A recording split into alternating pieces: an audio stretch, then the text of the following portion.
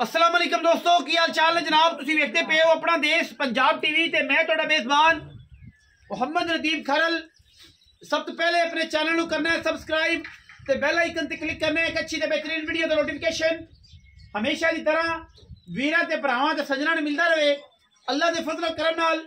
वीरां वास्ते बेहतरीन और नायाब एक नीली हीरा लेके हाजिर होए हैं। मैनू रुक रुक दा खूबसूरत खान पंडां दे मैनू वाने और रसगुल्ले लाई फिरदी कर्मा वाली दूजन में वीरां दे सामने लेके हाजिर होए हैं और इंशाअल्लाह वीर राजी होणगे और कैमरे की निगाह दे विच पूरियां तसलियां हर एंगल तो हर लैवल तो हर वाय तो अल्लाह के फजलो करम नाल दूजन में पहले ने दूजे ने या तीसरे सूए एदी तसल्ली मेरे वीरां ने खुद कर लेनी है। मैं दी क्वालिटी ते नस्ल दा तुसीं चेक करनी है इंशाअल्लाह। अल्लाह के फजलो करम नाल हज़ारों में ही चो कदे इस तरह जानवर पैदा होंदे ने। नीली दी मझ खास नीली दे इलाके च खड़ी है जिसका दिल करे तहसील रिवाला जिला पाकपतन बल्कि तहसीलो जिला पाकपतन और जनाब नवाई एक कस्बा अल्लाह के फजलो करम दे नाल ये जनाब बिल्कुल दरिया दे उत्ते इंशाअल्लाह वीरां वास्ते तोहफियां ते बेहतरीन जानवरों की कलैक्शन लैके हाजिर होने हैं इंशाअल्लाह। रुक रुक दा खूबसूरत थान पंडा दे मैन वाने और माशाअल्लाह मैं पूरी नस्ली पूरी जात वाली पूरे खानदान वाली वीरां वास्ते लैके हाजिर हुए हैं इंशाअल्लाह। रेट मालकां दी मर्जी चीज़ मालकां ने अपनी मर्जी ना देनी समझ अपनी ना लेनी और इंशाअल्लाह लेकिन यह है कि मैं वलैती बड़ी है मैं पूरी नस्ली है और इंशाअल्लाह जदों भी मैं तैयार हुई दुध ते पूरे दी आई तो इंशाअल्लाह जमाना वेखेगा। रसगुल्ले लगे ने बड़ा खूबसूरत माशाअल्लाह आला क्वालिटी का जनाब अंगूठे अंगूठे जिन्ना थन मैनू और मैं बड़ी बरीक ते बड़ी वलैती अल्हम्दुलिल्लाह अल्लाह दे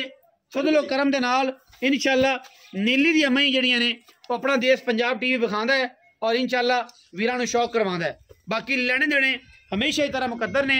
सिर मत्थे की गल करिए तो वीरां दे सामने है कुंडा है फुल्ली है मत्थे दे और बूथी चंगी मैं लम्मी बरीक मैं जी खास दरिया चरन वाली और मगर मैं कट्टी है कट्टा है इस सली तुसीं आप कर लेनी है। मैं अज सोई नूं तकरीबन कोई 6 to 10 दिन हो गए ने और इंशाअल्लाह ये मझ जी है प्योरिटी दे विच एक नंबर वलैती है।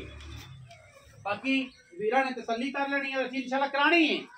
पूरी तसल्ली करानी है। मैं फिजिकली हर लैवल तो हर एंगल तो मैं दी पूरी तसल्ली करानी है और मैं इंशाअल्लाह अपने आप दे विच पूरी वलैती है इंशाअल्लाह। लोग गल्लां करनगे लेकिन यह है कि मैं चंगी है रेट भी मकूल करांगे इंशाअल्लाह मुनासिब करांगे लम्मा चौड़ा नहीं करना मुनासिब मुल करांगे इंशाअल्लाह। और बाकी लेने देने मुकद्दर ने अल्लाह दे फजलो करम नाल नहीं छड्डण दी लोड़ कोई नहीं। मैं माशाअल्लाह फिजिकल दसदी पई कि साफ सुथरी पैरां दी कोई नहीं वादा घाटा तो माशाअल्लाह चड्डा सोना मगर कट्टी है मैं दे खड़ी रहन दे मगर मैं दे कट्टी है मैं चंगी है माशाअल्लाह बरीक मैं मगर कट्टी सु आओ जी कोई वादा घाटा नहीं किसी किस्म का मैं माशाअल्लाह पूरी वलैतन पूरी वलैतन। अस्सलाम वालेकुम जी काले खां की हाल चाल है ठीक ठाक भाई मियां मकसूद रफ्ताली लंगरिया जी भाईजान यही ना जी बदलिया तो नहीं मियां साहब मैं किनवे सुबे दूजन जी कदों सुई 8-10 दिन अच्छा मई रंगिया मई बड़िया जमाने वर्गा जमाना कोई नहीं ते काले खां ये है कि मैं नीली दी बीमार है बुखार चढ़ा लगता है मत से बोलना पगे तो मेरे गलत है जाने नहीं तू कहना नीली दी हो रही कि तू बाहरों ले आंदी नीली तूने बाहरों ले आंदी अच्छा नीली नीली दी तन्ने नहीं कहंदे फिर मैनू भी नहीं कहंदी भी भाईजान गुस्सा ना करो ते नीली दी में पता है